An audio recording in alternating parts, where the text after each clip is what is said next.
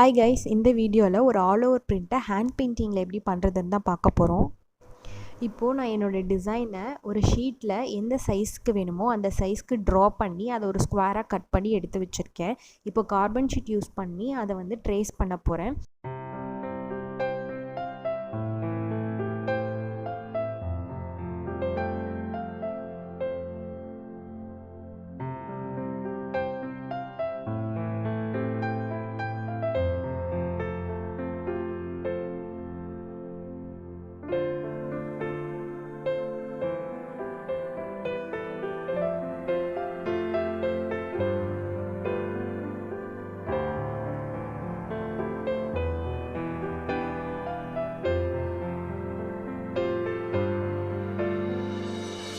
இப்போது சேம் பிரிண்ட்டை நான் அங்கங்கே ஸ்கேட்டர்டாக வந்து ட்ரேஸ் பண்ண போகிறேன்.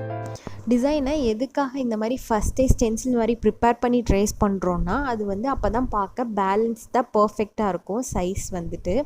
இதுவே நம்ம டைரெக்டாக ட்ரா பண்ணும்போது ஒவ்வொரு பிரிண்ட்டோட சைஸும் வேரியாக சான்சஸ் இருக்குது. அவ்வளோ பர்ஃபெக்டாக நம்மளால் பண்ண முடியும்னு சொல்ல முடியாது. அதுக்காக தான் ஃபஸ்ட்டே இந்த மாதிரி ஸ்டென்சில் மாதிரி ப்ரிப்பேர் பண்ணி வச்சிட்டோன்னா பார்க்க எல்லாமே ஈவனாக இருக்குங்கிறனால.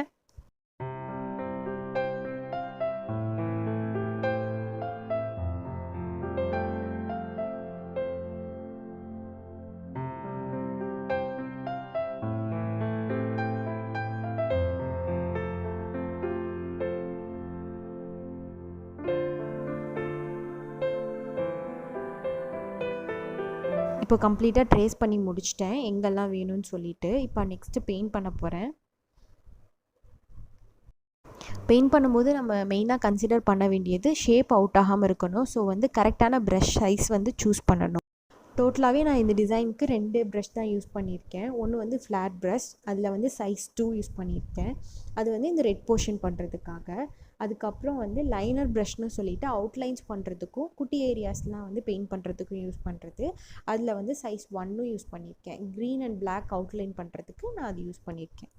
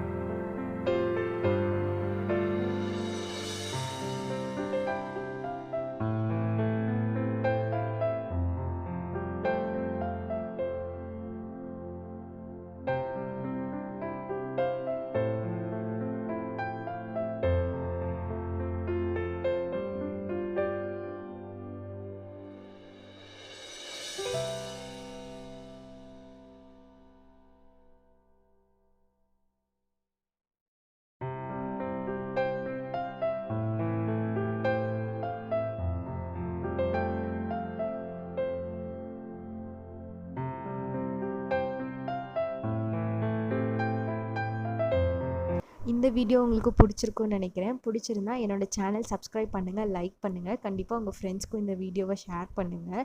உங்களுக்கு இந்த மாதிரி ஹேண்ட்பேக் டிசைன்ஸ் வேணும்னா என்னோட இன்ஸ்டாகிராம் ஃபாலோ பண்ணுங்கள்.